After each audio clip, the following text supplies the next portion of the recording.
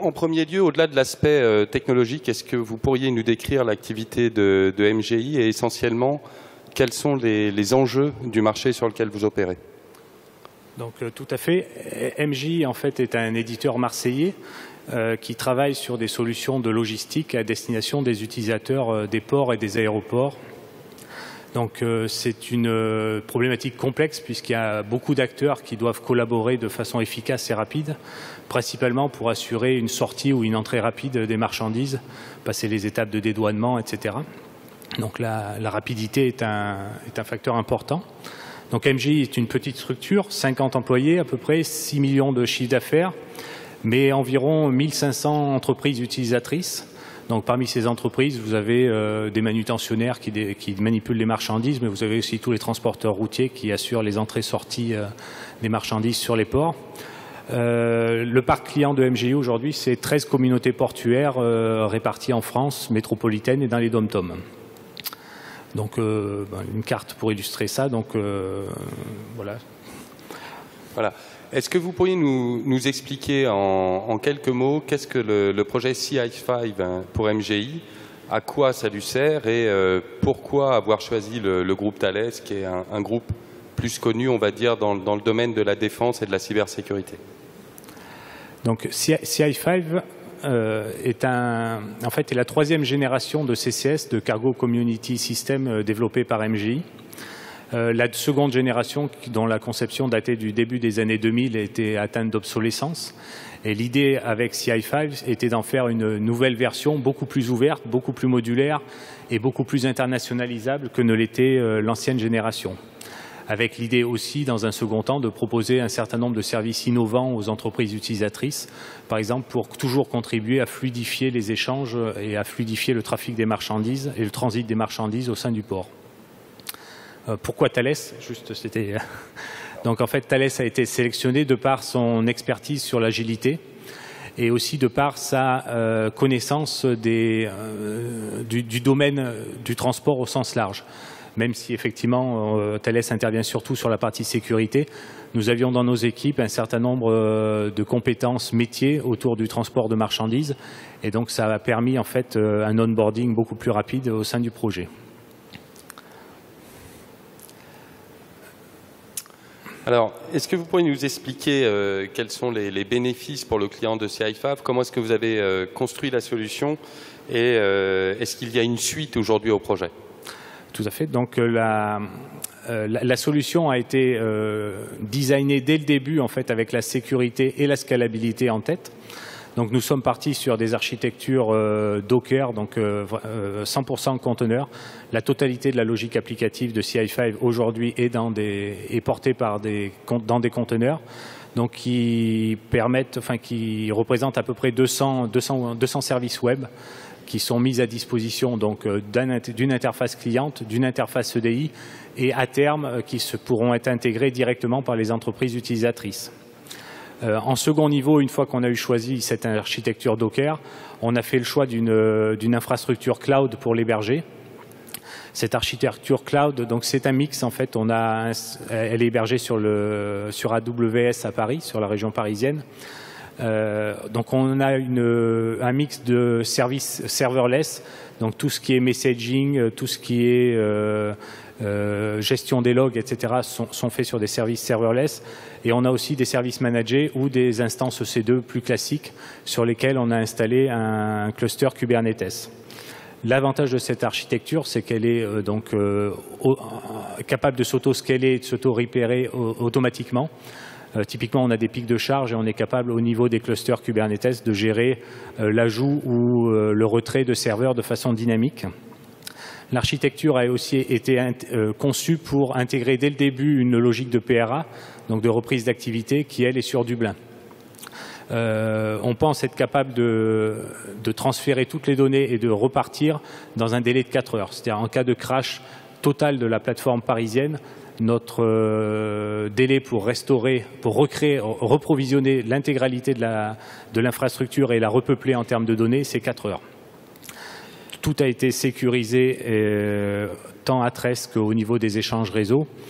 Et le dernier avantage de cette architecture, c'est que dans les optiques de déploiement, dans les ambitions de déploiement international de MGI, si jamais nous signons un marché avec un pays qui nous impose une localisation de ces données, enfin une localisation des données portuaires au sein du pays, en utilisant l'infrastructure d'AWS et le fait que toute l'infrastructure est provisionnée de façon automatique à travers des outils, c'est vraiment que du code, l'infrastructure.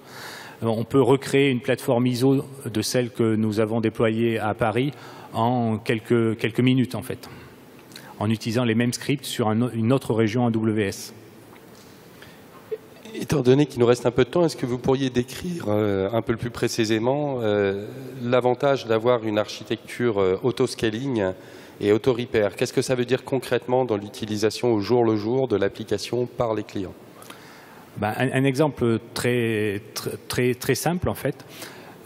Aujourd'hui, nous avons deux environnements en fait, qui sont séparés. On a l'environnement de production et l'environnement de non-production.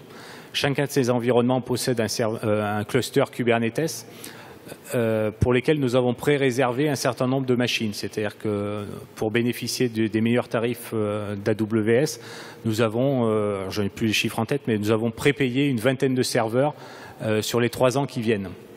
En fonction de l'activité que nous avons sur ces environnements de prod ou de non-prod, nous pouvons utiliser ce pool de ressources que nous avons prépayé sur un environnement, sur l'environnement de prod ou sur l'environnement de non-production. Ce qui nous permet en fait d'optimiser notre charge, soit sur l'un, soit sur l'autre, à coût constant. Un autre exemple? En termes de points d'avancement, c'est un projet qui prend combien de temps en termes de déploiement? Est-ce que ça va plus vite, moins vite qu'un projet qu'on aurait déployé sur une infrastructure standard? Alors, dans le jalonnement projet, donc aujourd'hui, nous sommes proches du déploiement effectif auprès des opérateurs. Aujourd'hui, le système est en production depuis la fin mai. Donc, il est en production, c'est-à-dire qu'il commence à intégrer tous les flux d'annonces marchandises que font les entreprises utilisatrices du port. Parce qu'il faut savoir que dans le flux logistique, vous commencez par déclarer, par exemple, que vous allez charger dans un bateau qui arrive en septembre, vous allez charger telle marchandise ou décharger telle marchandise, le temps que ce soit transmis à tous les opérateurs de douane et contrôlé en amont. Donc aujourd'hui, les formations commencent en septembre et vont se dérouler sur 2 mois, puisqu'il y a quand même 1500 utilisateurs à former rien que sur le port de Marseille. Et le 24 octobre, tous les navires qui transportent de la marchandise qui accosteront à Marseille seront gérés par le nouveau logiciel CI5 qui sera intégralement du coup déployé sur la place de Marseille. Place de Marseille qui intègre à la fois le port de Marseille, le port de Fos et qui même peut se prolonger sur les annexes fluviales et qui peut monter jusqu'à Lyon en fait. Voilà. En termes de bénéfices, une fois qu'on a décrit toute cette partie technique, d'un point de vue client, comment est-ce que vous voyez l'ensemble des bénéfices de cette solution dans votre activité commerciale? Donc, le premier avantage, donc, là, qui est lié à la fois à la démarche agile et au choix d'une plateforme cloud, c'est vraiment un time to market optimisé. Quand on compare avec la génération précédente, le time to market entre le T0 du projet et sa mise en œuvre opérationnelle a été sensiblement réduit. Ensuite, par rapport à notre ancien système, le nouveau intègre nativement une scalabilité qui nous faisait défaut auparavant. C'est-à-dire que aujourd'hui, au démarrage, nous n'aurons que la place de Marseille, mais il est prévu de rajouter les différentes places portuaires dans l'année qui suivra le déploiement de Marseille. Et donc ce déploiement se fera en termes d'infrastructure juste par l'ajout ou l'augmentation de capacité des services d'AWS. Donc en termes pratiques, c'est quelques lignes de code ou quelques lignes de configuration à rajouter dans les outils qui nous permettent de gérer la plateforme AWS. Et donc c'est quelque chose qui est extrêmement rapide et extrêmement fiable.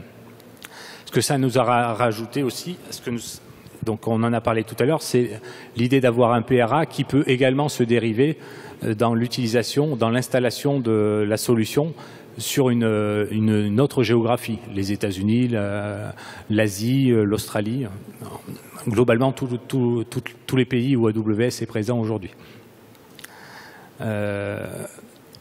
Après, d'un point de vue financier, donc on avait quand même MJI est quand même une société, donc n'était pas comme l'UCPA, une association à but non lucratif. Donc nous avions aussi des objectifs d'économie de coûts. Et le fait de passer sur une architecture Amazon nous a permis d'économiser, enfin de diviser par 5 en fait nos coûts d'hébergement. Donc c'est extrêmement conséquent par rapport à ce qu'on avait auparavant. Et en termes de coûts de run, les avons optimisés à hauteur de 20%. Grâce à l'automatisation qui a été mise en œuvre pour tout ce qui est provisioning et déploiement de l'applicatif.